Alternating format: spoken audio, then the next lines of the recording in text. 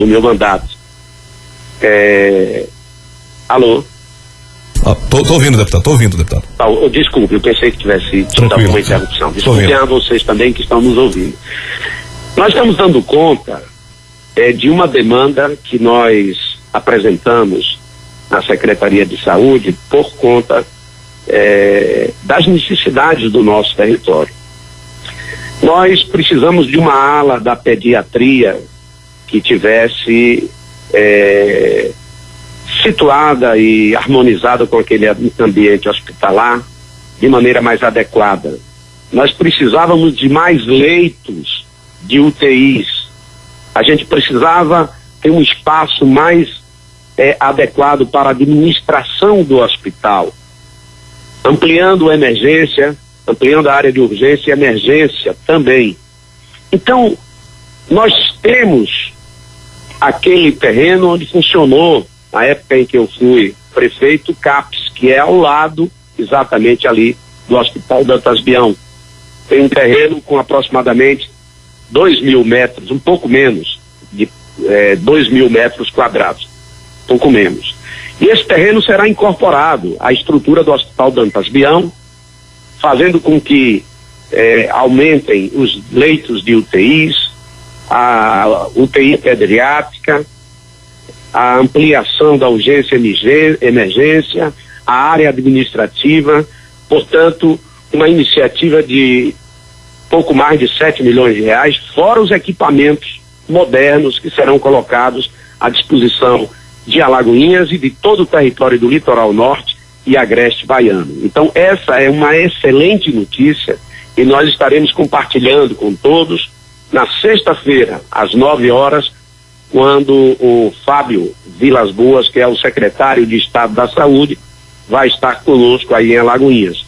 É bom lembrar que essa iniciativa também teve a participação dos vereadores Luciano Sérgio e Thor Dininha, e também do sindicalista Radiovaldo, que por mais de uma vez estivemos tratando dessa necessidade junto com o Fábio Vilas Boas. A informação é essa aí, Júnior. Deputado, aproveitando essa questão aí sobre o Dantas Bião, esse início da obra que é importante, que todos nós estamos vendo, mas uma pergunta que nós gostaríamos de saber também do senhor é o seguinte: um questionamento que tem sido feito muito sobre a situação do material humano. Qual é a garantia, se é que o senhor já sabe isso, qual é a garantia que os funcionários, os profissionais de saúde que trabalham ou irão trabalhar no Hospital Dantas Bião têm de que vão receber o dinheiro em dia? Essas pessoas terão seu pagamento sem atraso, de forma pontual? Eu pergunto isso porque nós tivemos no ano passado a participação de pessoas que prestam seu serviço e reclamavam do atraso no pagamento, da dificuldade de poder receber.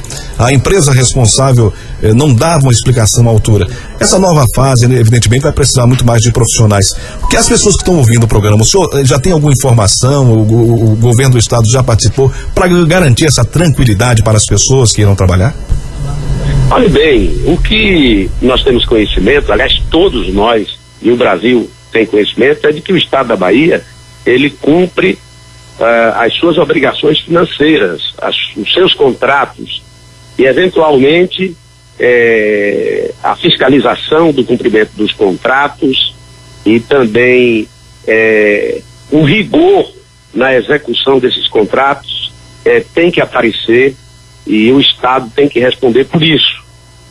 Então não é possível que aquele que acabou de prestar o seu trabalho esteja com dificuldade de receber o recurso, exatamente de um Estado que se caracterizou perante todo o Brasil como aquele Estado que paga e cumpre os seus compromissos. Isso inclusive, por diversas vezes, em função dessas demandas que foram apresentadas pela população de Alagoinhas principalmente, nós levamos para o secretário de Saúde. É lógico que todo o povo do nosso território, inclusive de Alagoinhas, tem consciência do esforço que o nosso governador tem feito. A Bahia é o estado que mais investe na saúde em todo o país, do ponto de vista relativo, do ponto de vista quando se relaciona o volume de recursos de investimento com o orçamento que é executado na Bahia.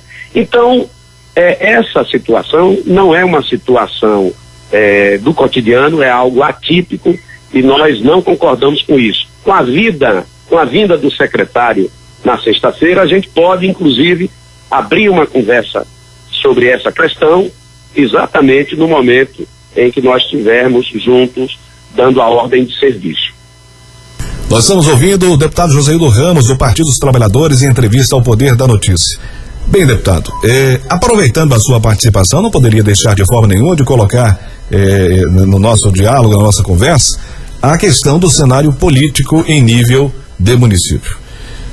Como é que está o Partido dos Trabalhadores para essa eleição? Eu tive algumas informações extraoficiais, e gostaria inclusive de ouvir do senhor, de que há um zum, eu chamo de rádio corredor, ou senadinho, de que algumas pesquisas que estão sendo feitas por políticos de Alagoinhas, quando se refere ao Partido dos Trabalhadores, o seu nome, deputado, o seu nome tem se apresentado como um bom nome na disputa para a campanha eleitoral.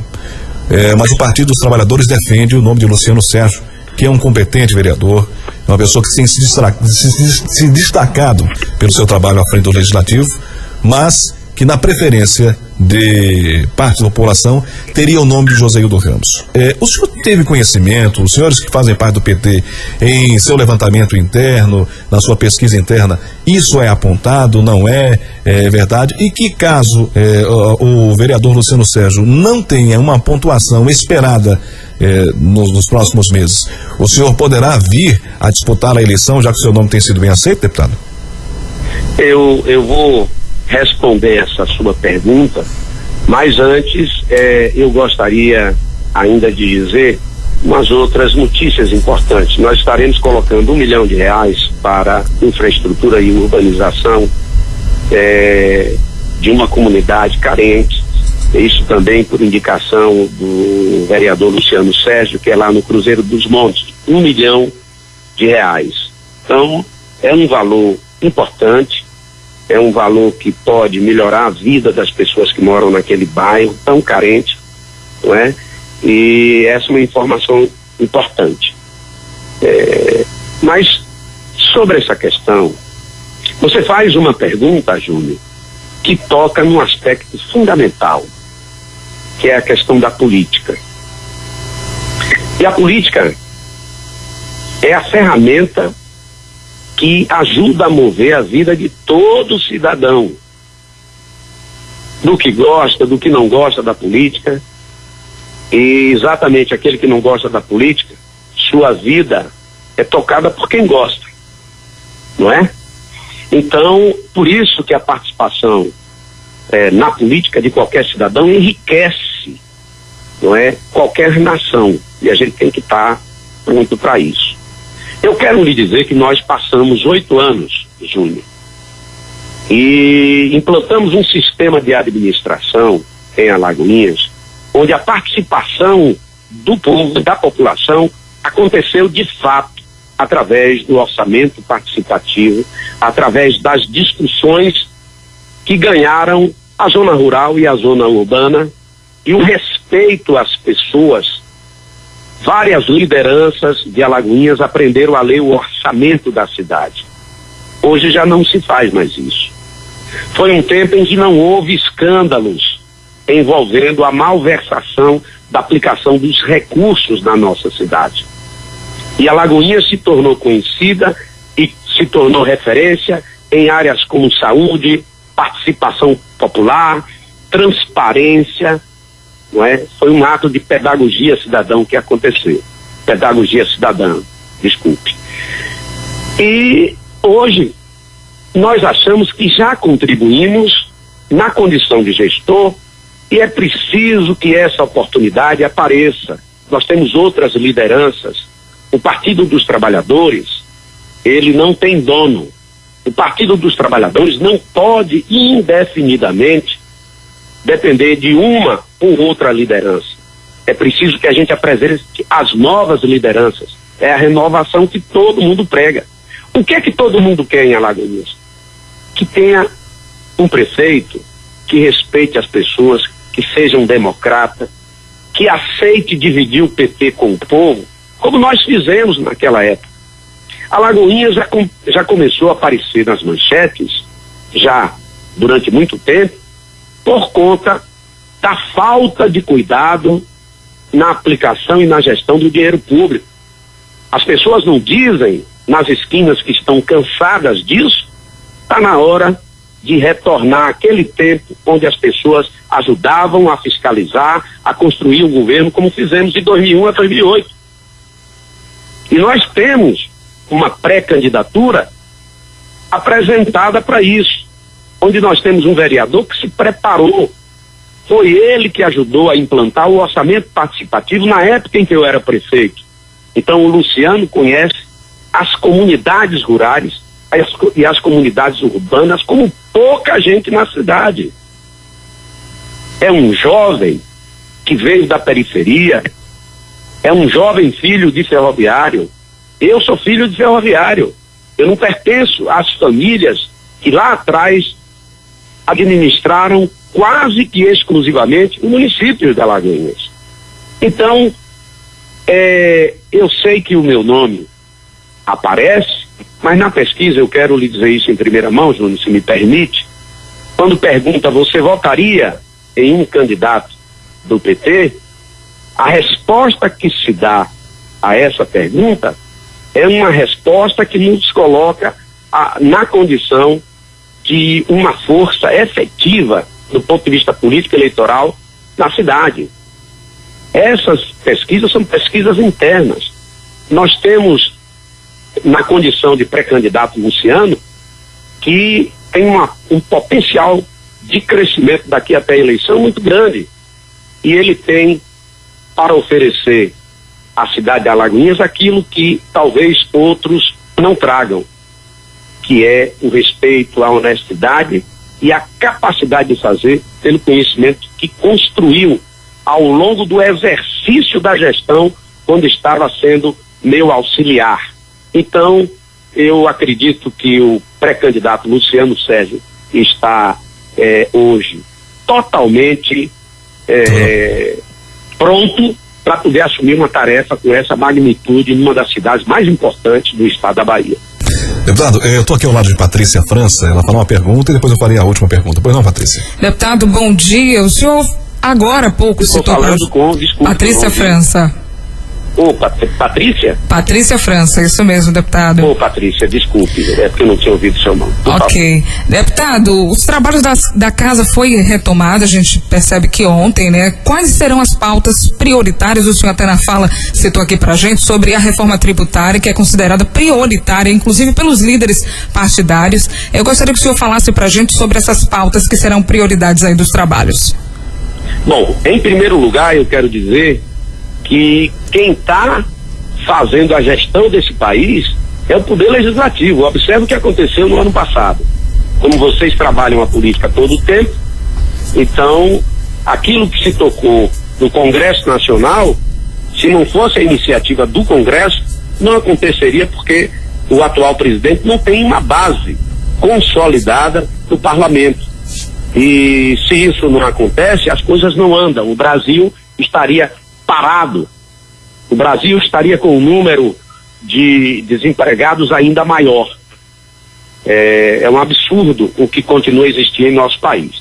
Mas, veja bem, a pauta que nós temos pela frente, esse é um ano curto, porque é um ano eleitoral, é um absurdo. De ano e meio, esse país para poder trabalhar eleições. É preciso discutir essa necessidade de convergência. Pois bem, as pautas mais importantes são, primeiro, uma reforma que é um dos pilares para a manutenção do Pacto Federativo, ou seja, a relação entre a União e os Estados federados, é exatamente a reforma tributária. A reforma tributária, o próprio Pacto Federativo terá que ser trabalhado também como prioridade, e também a reforma administrativa, isso como foco do atual governo. É uma pauta que nós temos que estar atentos, a fim de que o Estado brasileiro seja mantido como uma ferramenta para produzir um estado de bem-estar social. Então, acredito que essas 3 pautas são pautas capazes de, prioritariamente, preponderantemente, ocupar o dia a dia do Congresso Nacional.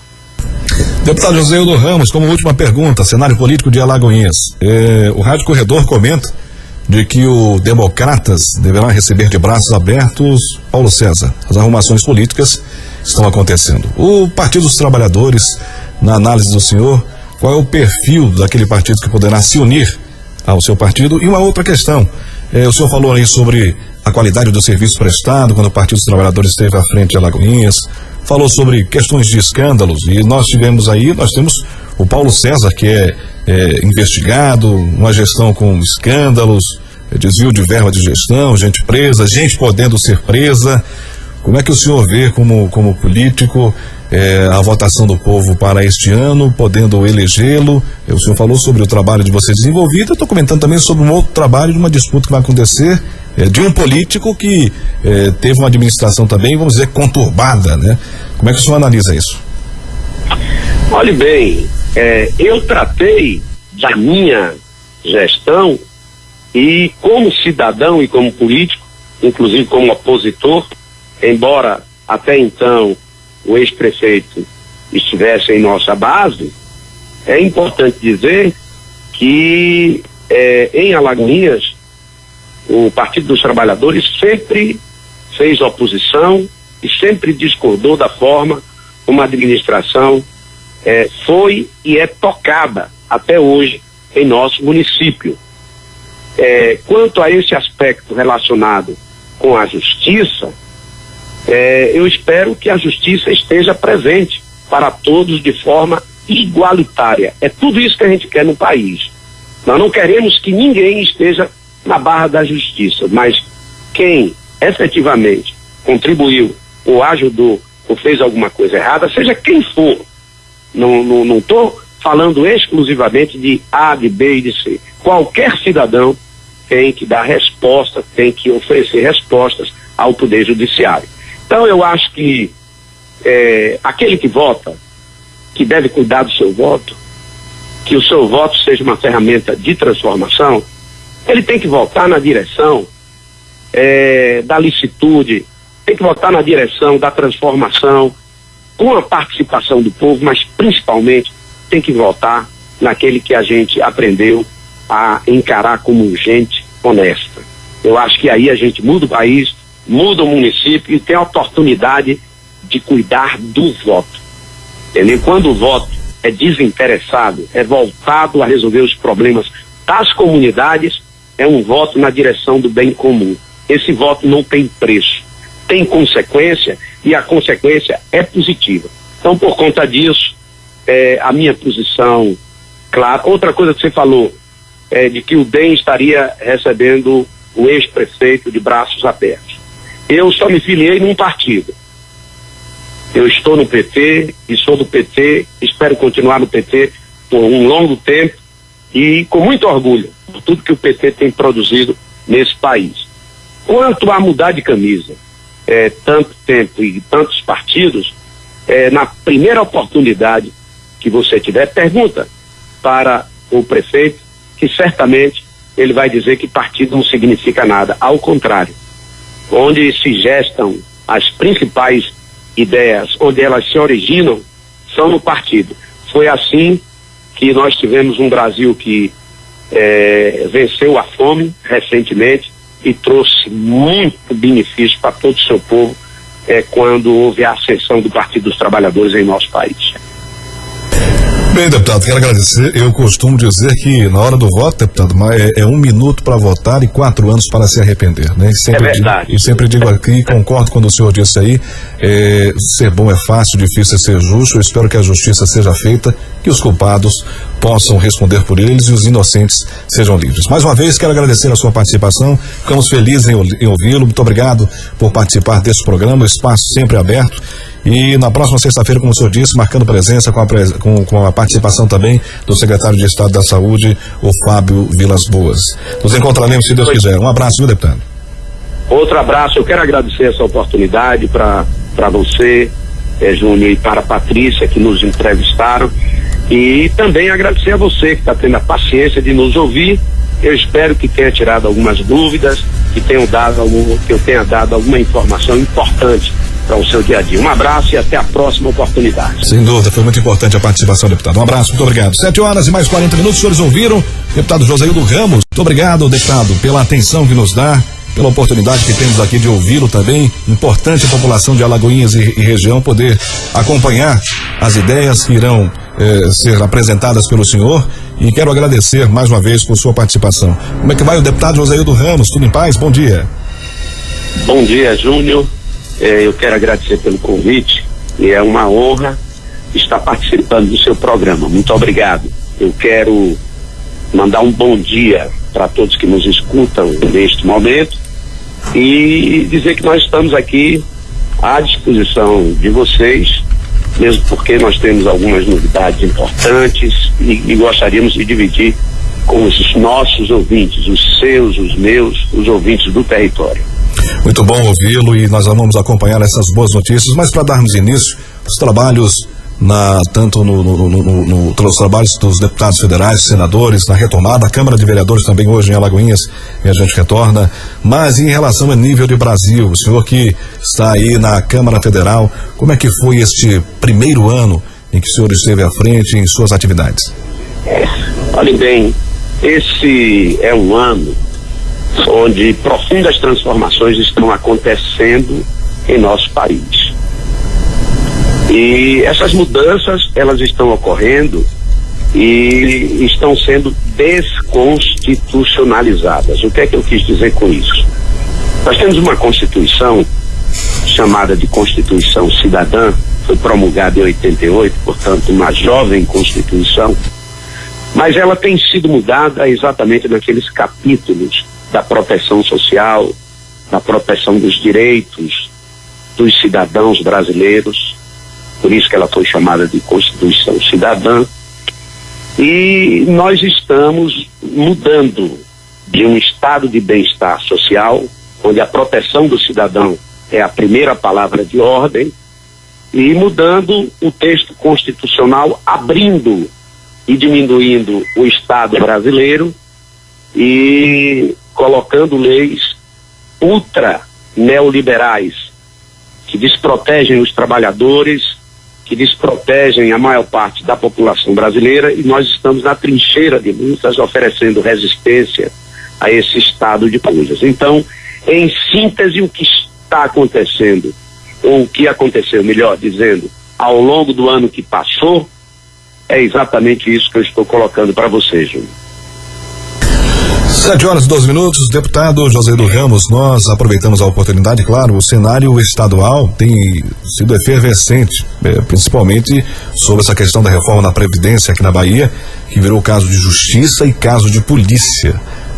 Inclusive, o governador concedeu entrevista na semana passada à Rádio Metrópole em Salvador e comentou sobre a posição tomada por parte do governo. Teve uma série de polêmicas que têm sido comentadas, as centrais sindicais dizendo que o governador não tem ouvido os trabalhadores, que ele faz parte do Partido dos Trabalhadores, mas que não dá ouvido a essas reivindicações.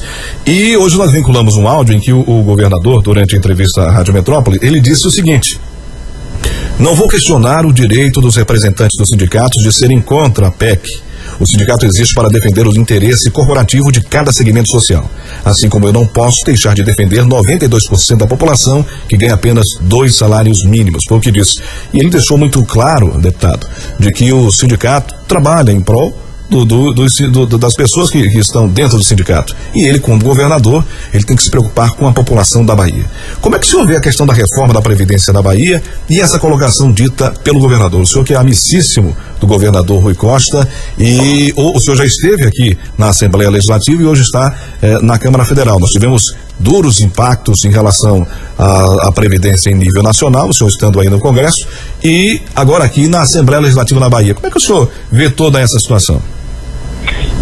Olha, Júnior, essa sua questão, ela é extremamente importante, porque oferece a oportunidade de nos posicionarmos acerca dessa questão que é tão complexa. Olhe só o que aconteceu. Há uma diferença enorme da reforma da Previdência em nível nacional para essa em nível estadual. Por quê? Em primeiro lugar, Júlio, nós não poderíamos estar tratando em lugar nenhum deste país, nem em âmbito federal, como aqui no estado da Bahia, de Previdência, sem antes estivéssemos enfrentando a reforma tributária. Por quê? Nós temos um país onde o rico, aquele que tem fortuna, aquele que tem renda, não paga imposto, ou paga muito pouco.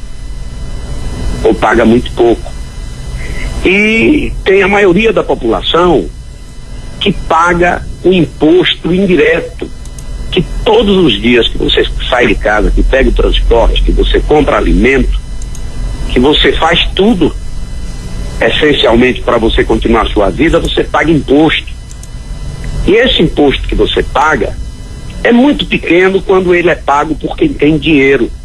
Mas para você que ganha de 1 a 3 salários mínimos, você paga muito imposto, e quem tem renda, quem tem fortuna, por exemplo, quem compra avião, quem compra jet ski, que não são as pessoas do povo normal, comum, que compra jet ski e avião, eles não pagam IPVA. Mas se você comprar uma motocicleta, você paga IPVA. E hoje, a motocicleta, as pessoas mais comuns do nosso povo, compram, adquirem esse veículo. Então, a gente teria colocado na cesta de arrecadação de impostos aqueles impostos que os ricos não pagam nesse país. A partir daí, você poderia fazer a reforma da Previdência. Ninguém nunca negou de que se deveria fazer os ajustes necessários, porque a população brasileira mudou, ela envelheceu e vai envelhecer até 2050, nós teremos mais de 1/3 das pessoas idosas. E não estamos nos preparando para isso, diga-se de passagem. Então, observe, nós fizemos a reforma e o governo, esse governo que está aí, o governo federal, disse que vai economizar em 10 anos quase R$1 trilhão, quase R$1 trilhão em 10 anos, exatamente em cima de quem ganha de 1 a 3 salários mínimos. Dizendo que ia cortar privilégio e ia fazer justiça social. Não é verdade. Eu votei contra. Por isso que eu acabei de falar. Aqui na Bahia, já não é mais uma reforma para a maioria do povo brasileiro. Existe necessidade de fazer os ajustes por conta do déficit, não é? Que existe todos os anos para pagar a Previdência, e embora a Bahia seja um dos estados mais equilibrados do ponto de vista de gestão e do ponto de vista financeiro, nós temos 4,3 bilhões de reais de déficit da Previdência. Portanto, o que eu acho que deveria ter acontecido previamente era um diálogo aberto, franco, com as representações dos trabalhadores, porque estamos falando dos funcionários públicos, e com isso haveria uma concertação, haveria um diálogo, haveria uma convergência sem sombra de dúvida para ver o final do túnel. Isso ocorreu tardiamente, exatamente quando a proposta chegou na Assembleia. Quanto a esse fato, eu sou contra, embora seja do PT e apoie o governo. Acho que o diálogo é o caminho. E eu acho que o sindicato, ele é uma corporação importante de qualquer sistema democrático, e ele está aí para defender os trabalhadores, os funcionários públicos, mas também para trabalhar a política entre os trabalhadores para que eles entendam.